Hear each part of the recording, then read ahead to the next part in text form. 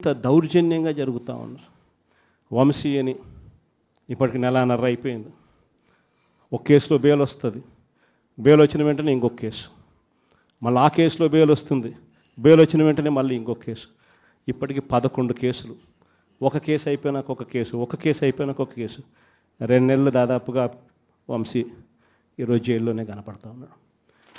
ఇంకొక దళితుడు ఎక్స్-ఎంపీ నందిగామ సురేష్ పాపం నెలన్నర రోజులు పాపం జైల్లో పెట్టారు. బెయిల్ రాకుండా అడ్డుకుంటూ జైల్లో పెట్టారు. మళ్ళా చివరకు కోర్టుల ద్వారా ఎంతో కష్టపడితే బెయిల్ వచ్చింది. వచ్చిన తర్వాత మళ్ళా 3 నెలలు 4 నెలలు తిరగకపోతే మళ్ళీ ఈరోజు నిన్న మళ్ళా కేసు. వాళ్ళ ఇంటి దగ్గరికి ఒక వ్యక్తి వచ్చి దళితుడని కూడా చూడుకోకుండా ఆ మనిషిని ఈయనే తిడతాడు. ఎందుకు నన్ను తిడుతున్నావు అని చెప్పి ఈయన ప్రశ్నిస్తే ఈయన మీద కేసు పెట్టి జైల్లో పెడతా ఉన్న పరిస్థితి మొట్టమొదటిసారిగా ఇప్పుడు చూస్తూ ఉన్నాం. అది ఈరోజు ఇంత దారుణంగా ఈరోజు జరుగుతూ ఉంది. ఇలాంటి పాలన చూసిన తర్వాత చెప్తా ఉన్నా, ఆ బాధలో నుంచి చెప్తా ఉన్నా, ఏదైతే మీరు ఎత్తుతూ ఉన్నారో తప్పుడు సాంప్రదాయాన్ని నాటుతూ ఉన్నారు, తప్పుడు సాంప్రదాయాన్ని మీరు చాటుతూ ఉన్నారు. ఈ సాంప్రదాయం ఒక వృక్షం అవుతుంది. మీరు ఏదైతే ఇచ్చారో అది 2 ఇంతలు వెనక్కి తిరిగి మిమ్మల్ని తన్నే పరిస్థితిలోకి ఈ వ్యవస్థ తయారవుతుంది. ఇలాంటి పరిస్థితుల మధ్య ఈరోజు మనం అంతా కూడా ఏకమై ఒకటి చెప్తా ఉన్నాం, రాబోయే రోజుల్లో గట్టిగా పోరాటం చేద్దాం. సంవత్సరం అయిపోయింది కళ్ళు మూసుకొని కళ్ళు తెరిచేసరికి. ఇక కళ్ళు మూసుకొని కళ్ళు తెరిచేసరికి మరో 3 సంవత్సరాలు కూడా అయిపోతే దాని తర్వాత మాత్రం వచ్చేది మన ప్రభుత్వమే. మంచి రోజులు ఖచ్చితంగా మనకే వస్తాయి. ఒక చీకటి అయిపోయిన తర్వాత ఒక పగలు రాక తప్పదు అన్నది ప్రతి ఒక్కరూ గుర్తుపెట్టుకోమని ఈ సందర్భంగా కోరుతాను. ఎందుకు ఏ ఒక్కరూ కూడా ఆయనను ప్రశ్నించే స్వరం వినపడకుండా చేసేందుకు ఈ పెద్ద మనిషి చేస్తూ ఉన్న పాలన భయానక పాలన సృష్టించడం. ఆ భయానక పాలన సృష్టించడంలో భాగంగా ఈరోజు రెడ్ బుక్ రాజ్యాంగం నడుస్తూ ఉంది. ఈ రెడ్ బుక్ రాజ్యాంగంలో ఎవరైనా కూడా గొంతు విప్పుతారు చంద్రబాబు నాయుడుకు వ్యతిరేకంగా అని చెప్పి ఎక్కడ చంద్రబాబు నాయుడు గారికి అనిపించినా వెంటనే ఆ మనిషి గొంతు పట్టుకోవడం, ఆ నులిపేయడము అనేది ఎలా అనేది మాత్రమే చేస్తూ ఉన్నారు. మొట్టమొదటిసారిగా చూస్తూ ఉన్నాం మ్యానుఫ్యాక్చర్డ్ విట్నెస్లు.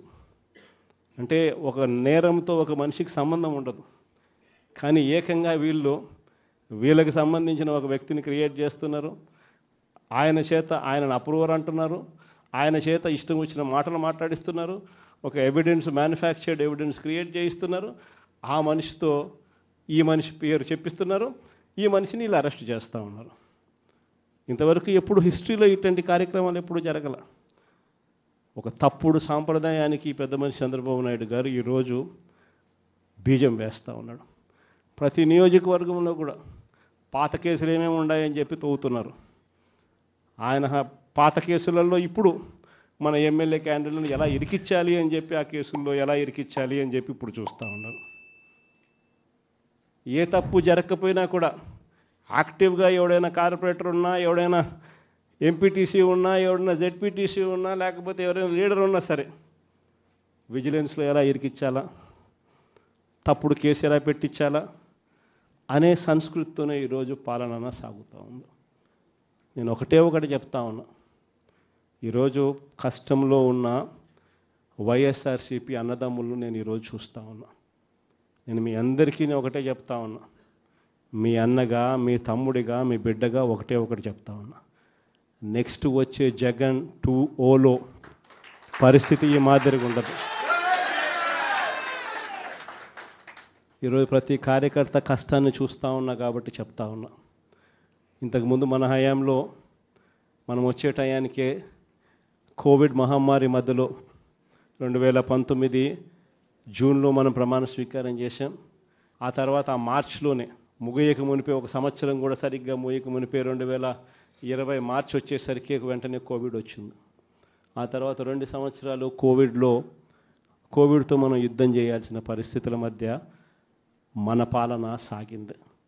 బహుశా కార్యకర్తలకు అనుకున్న మేరకు బహుశా నేను చేయలేకపోయి ఉండొచ్చు. కానీ ఇవాళ ఒకటే చెప్తా ఉన్నా, ఈరోజు ఈ కష్టాన్ని చూసిన వ్యక్తిగా చెప్తా ఉన్నా, రేపొద్దున ఇలా ఉండదు. రేపొద్దున జరిగే ప్రతి విషయంలోనూ వైఎస్ఆర్సీపీకి కార్యకర్తే నెంబర్ 1గా ఉంటాడని మాత్రం ఖచ్చితంగా చెప్తా ఉన్నా. ప్రతి కార్యకర్తకు నేను ఒకటే చెప్తా ఉన్నా, ఎవడెవడైతే మీకు అన్యాయం చేశాడో పర్వాలా, అన్యాయం చేయండి, చేయించుకుంటాం, టైం మీది, కానియండి, కొట్టండి అని చెప్పండి. ఆడు ఎవడు ఏం చేస్తా ఉన్నాడో పేరు రాసుకోండి. రెడ్ బుక్ అని నేను చెప్పను, కానీ పేరైతే రాసుకోండి. మీరు ఏ బుక్లో రాసుకున్నా పర్వాలా, పేరైతే మీరు రాసుకోండి. దాని తర్వాత మాత్రం అన్యాయం చేసినోనికి సినిమా మాత్రం మనం చూపిస్తామని చెప్తాను. ఆ మనిషి రిటైర్డ్ అయి ఉన్నా కూడా లాక్కొని వస్తా, ఆ మనిషి దేశం విడిచిపెట్టిపోయినా లాక్కొని వస్తా. ఎవరిని వదిలిపెట్టేది ఉండదు. ఒక్కొక్కడికి మాత్రం సినిమా మాత్రం ఎలా చూపించానో అలా చూపిస్తామని మాత్రం చెప్తాను. ఖచ్చితంగా ఏదైతే నాటుతున్నారో, ఏదైతే ఇత్తుతున్నారో, ఇది రెండింతలు వీళ్ళకు పండే కార్యక్రమం కూడా జరుగుతుందని మాత్రం ప్రతి కార్యకర్తకు గట్టిగా చెప్పండి. ఎందుకనంటే ఈరోజు రాష్ట్ర వ్యాప్తంగా ఇదే జరుగుతూ ఉంది. ఒక్కొక్కని కథ వింటూ ఉంటే నిజంగా మనసుకు బాధ కలుగుతుంది. ఆ బాధ ఎలాంటి బాధ అంటే చెప్పలేం. అసలు మంగళగిరిలో ఒక పాపను, కృష్ణవేణి మంగళగిరి పాప, సోషల్ మీడియా పాప తీసుకొని పోయి, ఆడపాపను కూడా, ఆడ కూతురని కూడా చూడుకోకుండా తీసుకొని పోయి హైదరాబాద్ నుంచి ఎత్తుకొని వచ్చి స్టేషన్లలో పెడతా ఉన్నారు.